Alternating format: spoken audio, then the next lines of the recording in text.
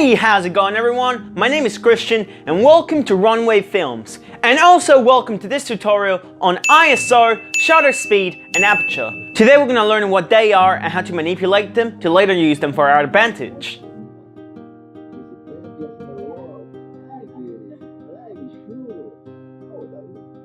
So we'll begin with the ISO. So the ISO controls the exposure of the camera by using software within the camera to make it extra sensitive to light. A high ISO such as ISO 1600 will produce a higher picture than a lower ISO such as ISO 100. The throwback to increasing an ISO though is that it makes a picture noisier. Digital noise is apparent when footage looks grainy. When footage looks grainy, that is because your camera is trying to compensate for the dark scene and lack of external light. What constitutes as high ISO is constantly changing. Camera companies are constantly improving the ability of cameras to use high ISO without as much grain. A few years ago, only the highest end Pro DSLR cameras could achieve 2000 ISO, but nowadays level entry cameras such as the Canon 700D camera can easily shoot at this level. Since each camera is different though, you would do well to do a few tests with the camera to see how high of an ISO you can shoot without making the image overly grainy. And you could also do well testing it alongside shutter speed and aperture, which we'll get onto right now.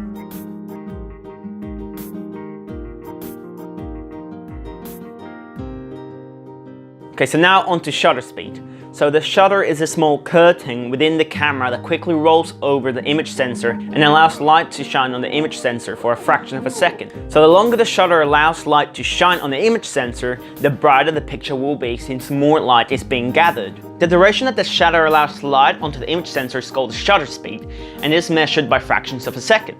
So a shutter speed of 1/2 of a second will produce a brighter picture than a shutter speed of 1/4 of a second. So if you're taking a picture and it is too dark, you could use a slower shutter speed to allow the camera to gather even more light. Apart from controlling how much light enters the camera within a second, the shutter speed is also responsible for controlling the amount of blur in a picture. Here are some examples of motions captured with different levels of shutter speed. So as we can see, footage with low shutter speed will create higher motion blur in the image. And as we increase the shutter speed, we can see the motion starting to disappear. So filmmakers can manipulate the shutter speed in case they wanted to take the blur out of action scenes or add extra blur motions to actions.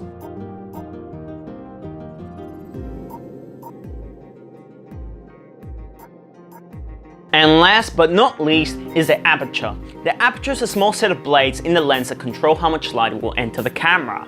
The blades create this octagonal shape that can be widened or closed down to a small hole. So obviously, if you shoot with the aperture wide open, then more light is allowed into the camera than if the aperture is closed down to only allow a tiny hole of light to enter the camera.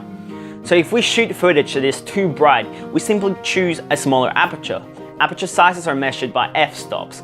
A high f-stop like f22 means that the aperture hole is quite small, and a low f-stop such as f3.5 means that the aperture is wide open.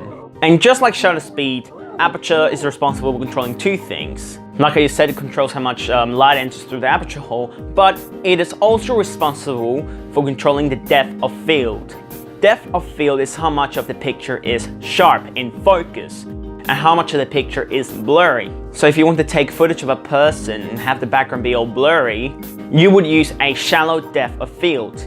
But if you want to take a picture with everything in frame being in focus, you want to use a higher f-stop number, which also means a small aperture size. That way, everything in the frame will be in sharp focus.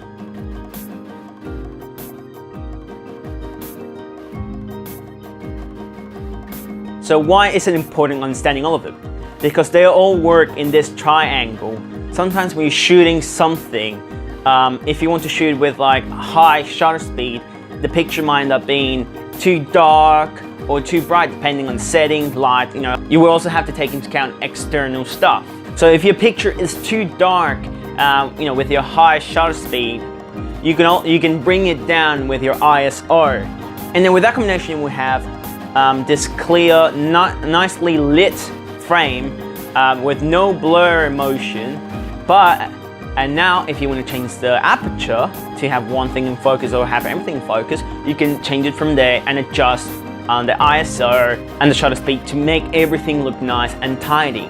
I really hope this tutorial helped you guys gain a higher understanding of these 3 subjects. And I really hope you guys experiment, try all sorts of different things out, so at the end of the day you guys become greater filmmakers or greater camera operators. So thank you so much for watching this video. I hope you guys enjoyed, and I'll see you guys next time. Bye bye.